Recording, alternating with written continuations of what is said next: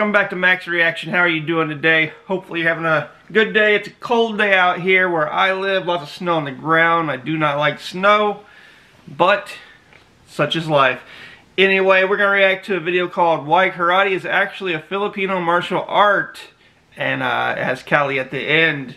Always thought karate was from Japan. You know, that's what they teach you. So let's see what this video has to talk about.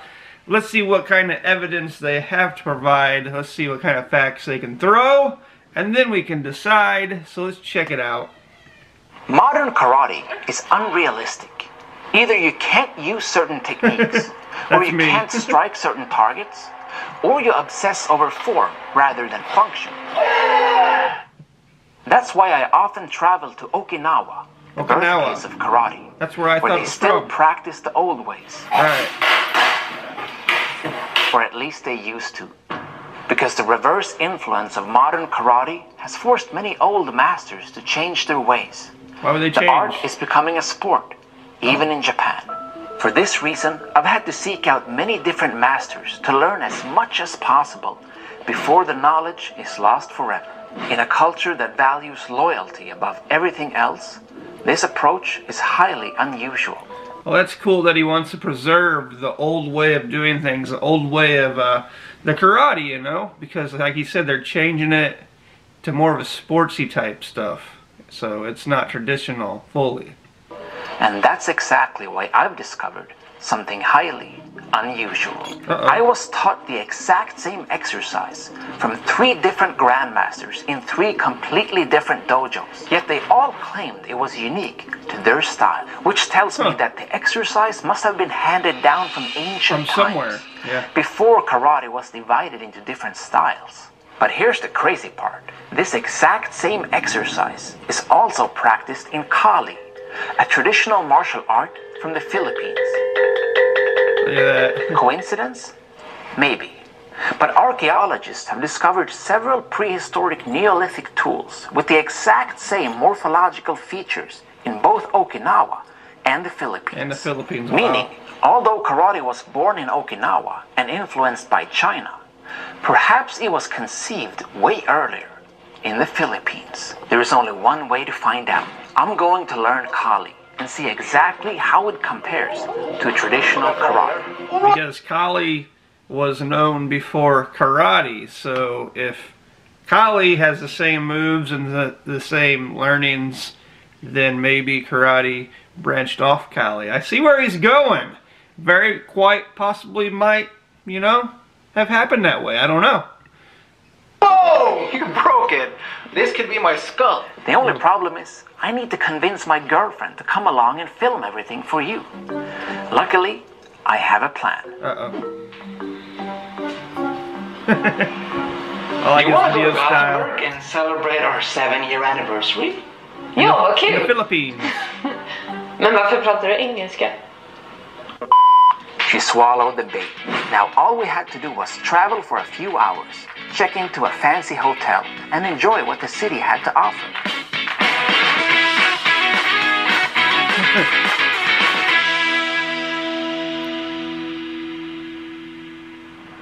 The following day, it was time to pop the question. Before we go home today, could you film a training session with me and a friend? Ja, men varför pratar du engelska igen? My plan worked perfectly. It was finally time to meet one of the world's leading Kali experts and investigate its karate connection. I think this is it. That's the guy. My training hadn't even started, but I was already seeing karate movements on the wall. I think we found the right place. I have a sneaky suspicion that maybe karate came from Kali.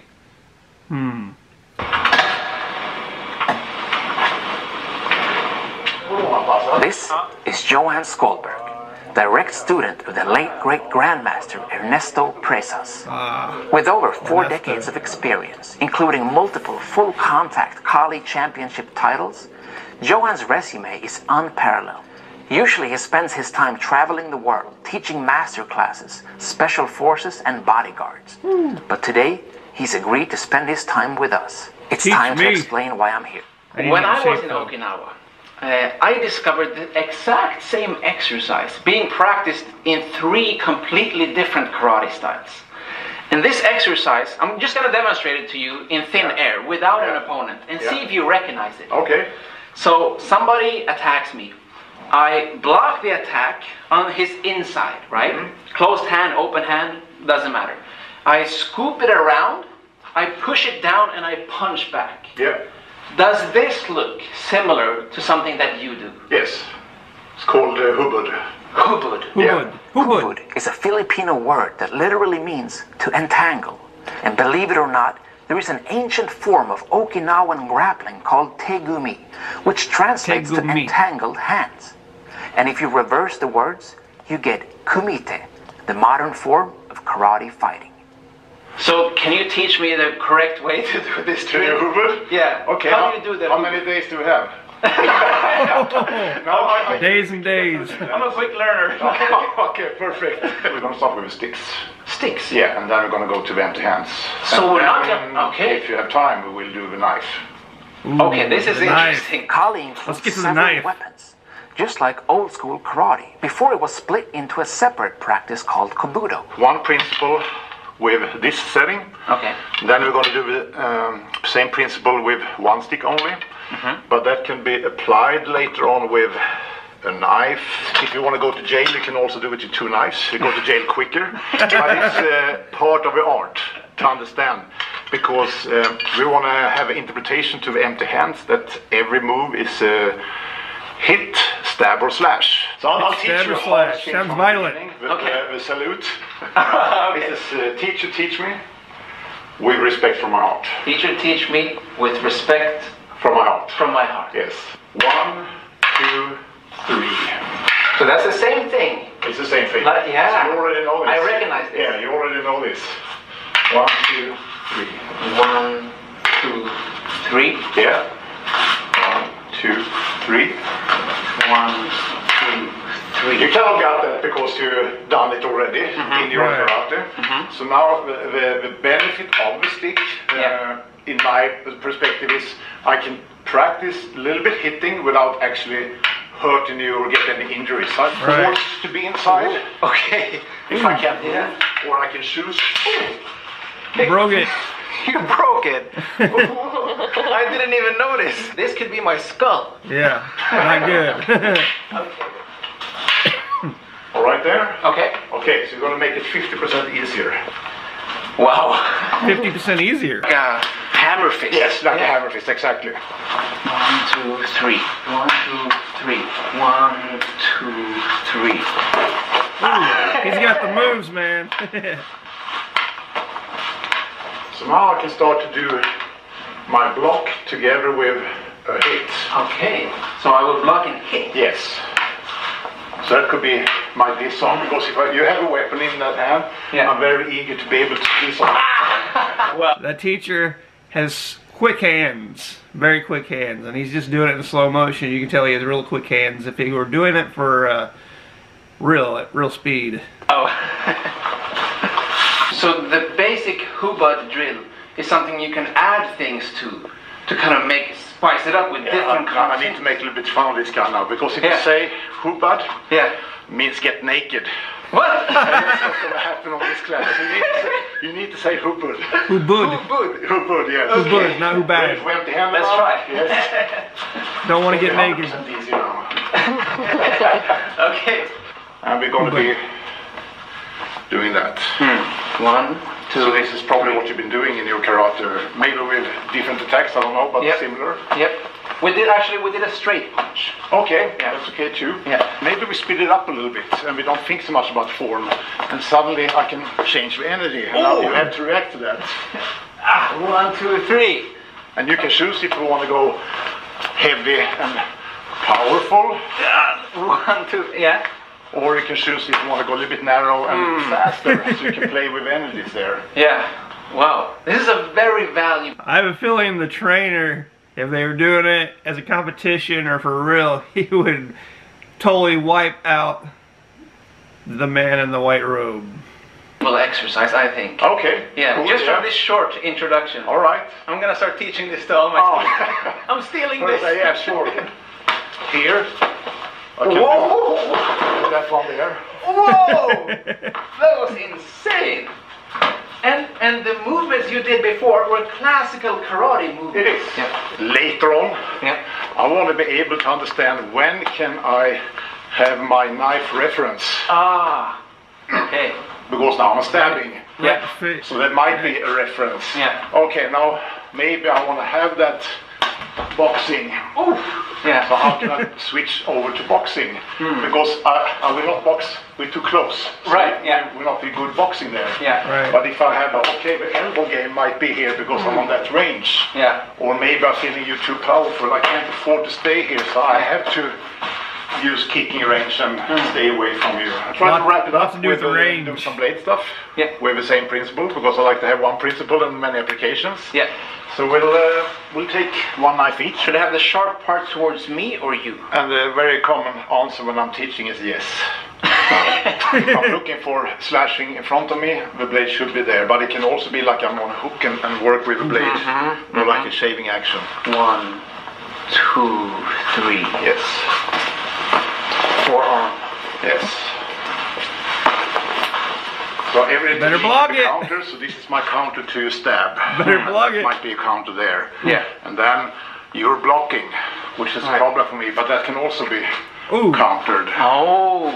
Or I'm trying to keep this on there. And then you can start to do change-ups and stuff. Don't get a knife fight with that guy. It rise. Yes, yes. Do you incorporate any kicks? Yeah. Yeah. Sure. How could that look? So if you just drop a knife for a little while, Yeah. inside this framework it would be more short-range kicking to the knees and Ow. stuff. Would you say this is the classic Kali kick? Yeah, we call it Sipa. We do all our kicks as well. And I talk a lot about how a smaller opponent can hit bigger. So if I'm struggling to do what we just did before because you're tall, so I can't get my head up here, I have to do something to move the structure. Should we continue with any more of the blades, or is that it? Depends on if you want to do some double blades, if you want to learn how to go to jail quicker. Yes! That's good. So it doesn't make sense to see you punching against this. I would never attack you if I saw No, you. exactly. That's why you need to hide them. Well, I can't even see them now. Look at that. I slash your arm first, slash your throat, and then I kill you again. Kill Now you let's again. Make sure I go to jail quicker. I promise you don't want to try to mug or pickpocket this guy in the black. He looks like an all-time Kali pro. He learned from the best. Love that. Don't try this at home. But I'm going to do that with my empty hands now. So I'm doing that. I don't know what this is. Right. So that could be a back fist to the biceps. It could be that I'm just being over there. But it could also be that I'm distracting you to set you up for the big punch. Yeah, this is a classic karate movement. Yes. The explanation I got for this movement was that it's dark outside and you can't see your opponent, so you need to search for him. But I think this is more practical. Yeah, I would say so. But the thing is, I don't want to think. Right. So whatever this hand is doing, if I'm controlling you there, if I'm stabbing you to the throat, or if I'm just get that flinch, because that's a good reaction that I can utilize, so we don't care. And if I miss the second one, okay, I might be like hitting here. Okay. Because With the same arm, you pull. Yes. Okay. So whenever I get that reference, when I'm here, I'm striking. Wow. So I'm pull in and hit with He's the treating him forearm. like a punching bag. Yeah. Like a bicep bump. Yes. Yeah. So those are nice. Or when you're here, you just hit with that, but on the neck, of course. Or up here. Yes. Yeah, okay.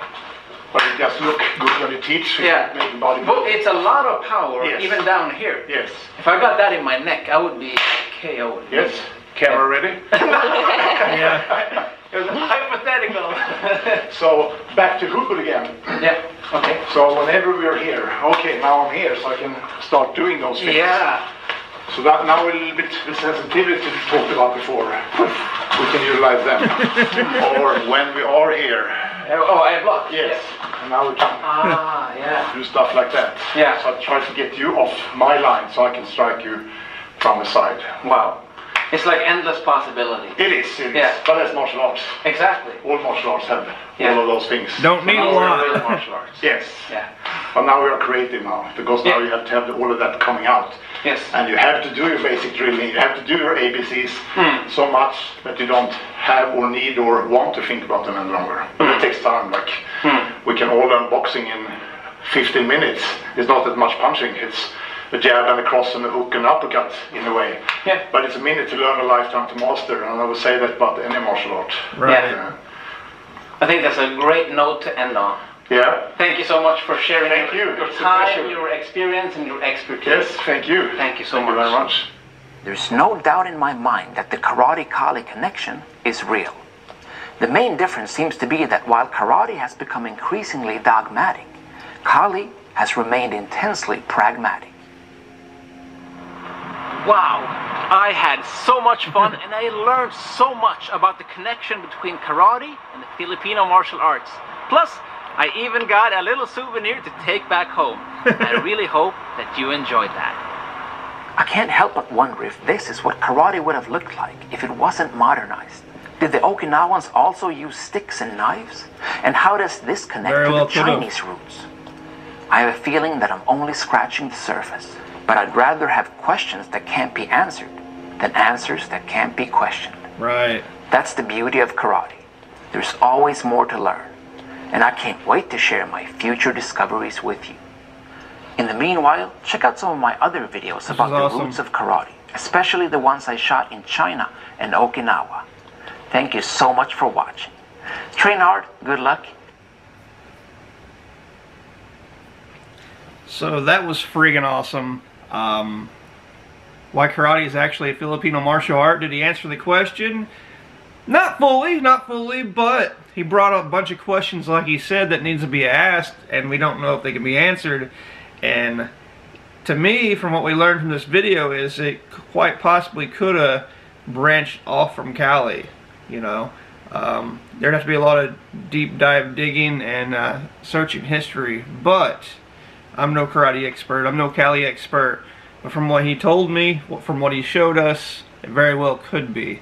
And we know how ancient the Philippines is, more than a lot of, you know, what they teach in school, and more, you know, the common history. It goes much further, and I have a lot of videos from the Philippines, much older history you should check out, and there's just so much to discover, so much to find, and we'll just keep on digging. So my question to you is, do you think karate came from Kali? Comment down below and let me know. For now, peace.